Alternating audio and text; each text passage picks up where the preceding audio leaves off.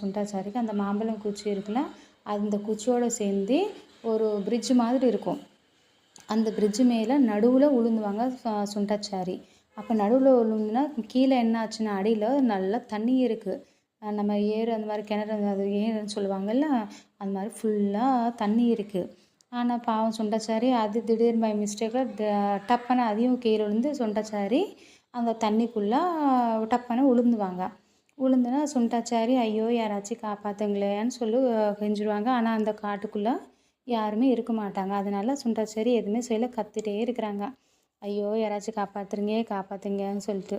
அப்புறம் குருவி எல்லாம் போகுது தவிர காட்டில் அதனால எதுவுமே இல்லை, குருவி அனிமல்ஸ் மட்டும்தான் இருக்குது. சரின்னு சொல்லிட்டு சுண்டாச்சாரி அந்த தண்ணிக்குள்ளே அப்படியே விழுந்துட்டனால அப்படியே அங்கேயே பார்க்குறாங்க. பார்த்த உடனே சுண்டாச்சாரிக்கு மின்னலே ஒரு லைட்டிங் மாதிரி தெரிஞ்சிச்சு. என்னடா இங்கெல்லாம் லைட்டிங் இருக்கான்னு சொல்லிட்டு சுண்டாச்சாரி அப்படியே பார்க்குறாங்க.